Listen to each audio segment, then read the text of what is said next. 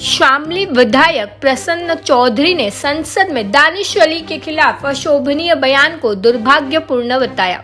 उन्होंने प्रधानमंत्री नरेंद्र मोदी की चुप्पी पर सवाल उठाते हुए कहा कि बीजेपी का अल्पसंख्यक प्रेम दिखावा है।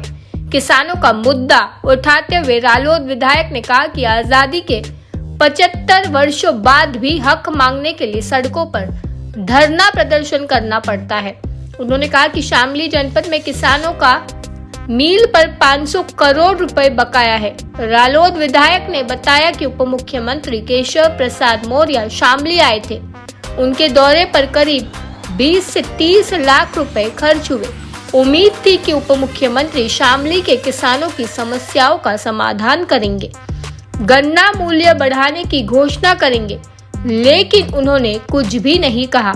उन्होंने कहा कि केशव प्रसाद मौर्य केवल बीजेपी के 80 सीट जीतने, विपक्षी गठबंधन के पास पीएम पद का चेहरा नहीं होने की बात करते हैं, जबकि राजनीति में हर वक्त गुंजाइश बनी रहती है। चेहरा बनने और बिगड़ने में समय नहीं लगता।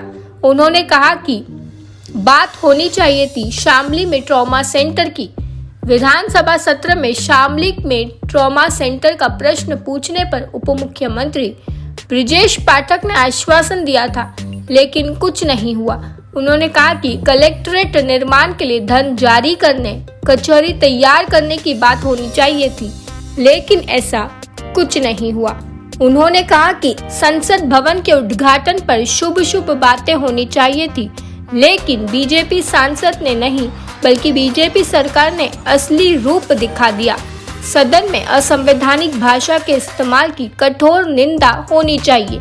रालोद विधायक ने कहा कि लखीमपुर खीरी में एक मंत्री का बेटा निहत्थे किसानों पर गाड़ी चढ़ा देता है, लेकिन प्रधानमंत्री प्रकरण में कुछ नहीं बोलते।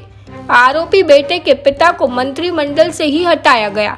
इसी तरह बीजेपी सांसद ब्रिजभूषण शरण सिंह के विरुद्ध महिला खिलाड़ियों ने यौन शोषण के गंभीर आरोप लगाए। प्रधानमंत्री मोदी ने एक शब्द भी नहीं बोला। सदन में अल्पसंख्यक समुदाय के सदस्य पर हमला मामले में भी मोदी चुप रहे। उन्होंने कहा कि आने वाले समय में जनता बीजेपी को वोट से चोट देगी। उन्होंने कहा कि बीजेपी नूह में भी अल्पसंख्यक विरोधी एजेंडा चलाकर हिंदू मुस्लिम झगड़ा कराना चाहती थी, लेकिन जनता ने बीजेपी की साजिश को सफल नहीं होने दिया। अब जनता बीजेपी के झांसे में नहीं आने वाली। 2024 के लोकसभा चुनाव में बीजेपी को हर्जाना भरना पड़ेगा। जनता समझदार हो गई है, पासा पलटते देर नहीं लगती।